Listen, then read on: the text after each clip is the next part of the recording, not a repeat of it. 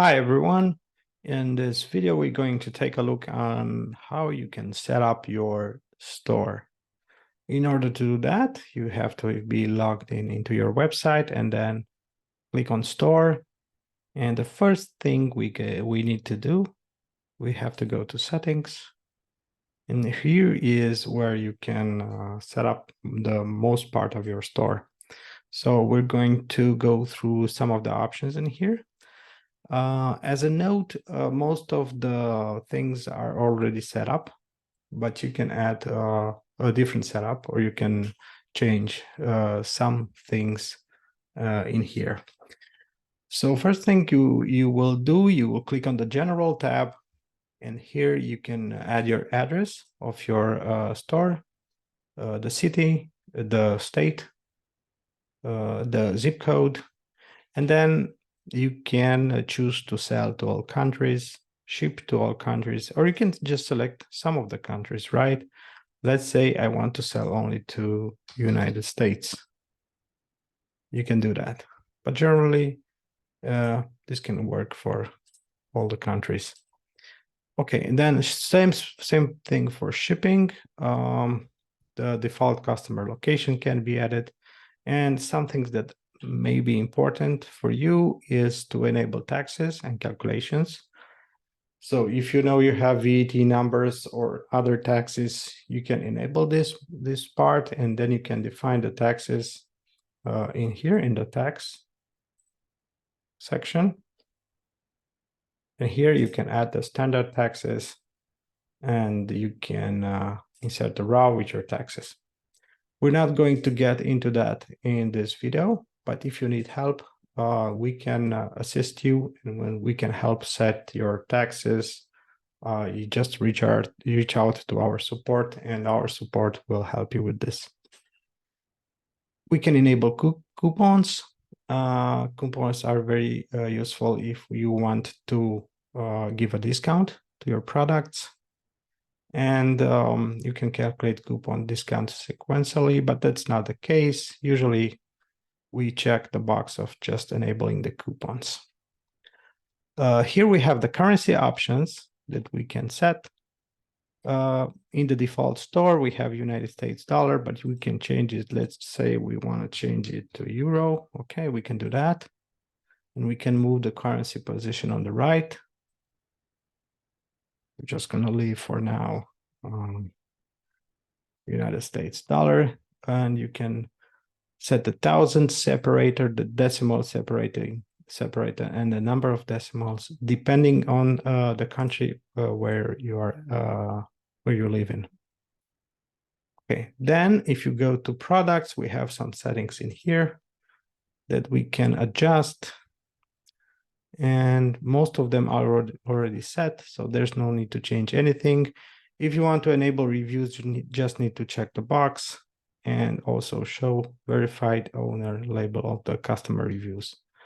Also, you can enable star reviews, star on the reviews. And that's basically it. We can we also have the option to look at the inventory, downloadable products, and so on, but we're not going to go into that, as just some users are going to use that. So if you need to investigate that deeper, maybe you can reach out to our support and we will help you.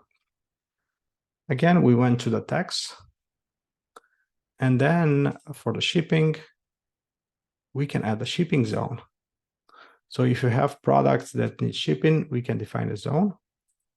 And let's say zone 1. And we can select the regions of the zone, let's say United States.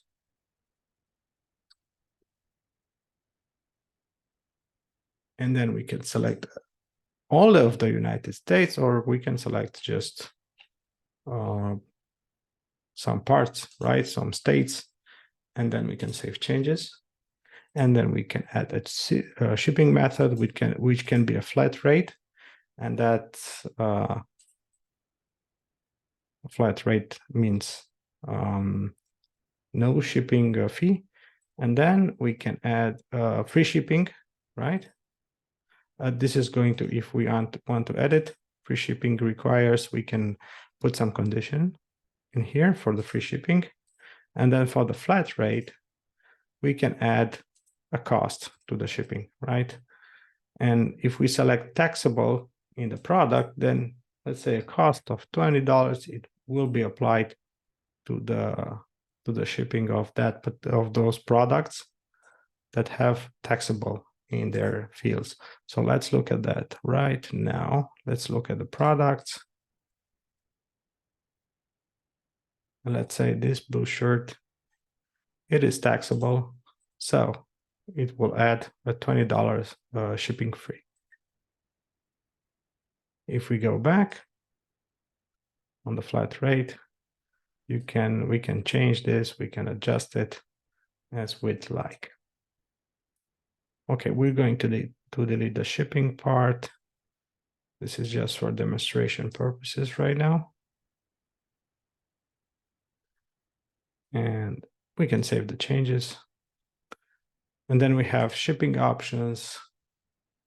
We have different options and different shipping classes depending on the zones. For payments, we have different payments. So options, so we have Stripe, it's already set.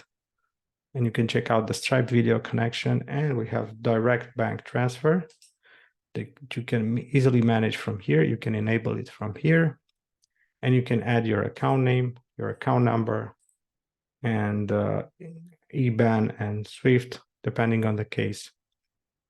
We will go back. And after everything is set, we just need to save changes. Let's look at the accounts and privacy. These are already set, and you can change them if you want. So for example, for a guest checkout, you can allow the customer to place an order without an account. That's generally not recommended. So we leave it disabled, and then we have everything else enabled as it should. You can look into the options that you have, and you can change them as you'd like. And if we go to the next tab, we go to the emails section, where you can change the emails depending on the order context. So let's say if we have a new order, an email is going to send to this recipient. And then you would define this recipient as your personal email address if you want to receive the email of a new order that was placed. So let's say a client will place a new order. After the order is placed, you're going to get an email, and you need to go to manage, and you can change this email address to your personal email to receive the email with the new order. The same will happen for this. You can change with your email for this and for everything that is added as these emails. Everything that is saying customer, for everything where is the customer field added, then that email will go to the customer. So the customer will receive an order, a notification on the email that the order is processing or that it's completed, and so on. If we go down, then we can set up some things regarding our store. So when a customer will receive an email, you can configure the from name, and then here you can say store name, right? And you can add the email that will be sent from. This email needs to be authorized. So to do that, you can talk to our support team, and our support team will help you authorize the email for the website. Here we can, in this section, we can configure the email design. Basically, we can put a header image with a link. We can set a footer text, and we can change the colors for a little bit. So if we want other colors, we can adjust that.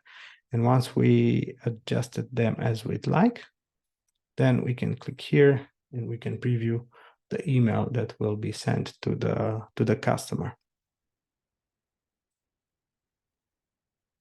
After we changed everything as we'd like, we do the save changes. We click save changes and everything will be set. So let's say we want to add the red color in hex. So this is decimal, right? So I'm going to put this one. I'm going to copy it and I'm going to add it here. Okay, and then I'm going to click save. And then when I will preview, it will look like this. So here's the way we can change the color by adding them in here. Let's go to the next tab.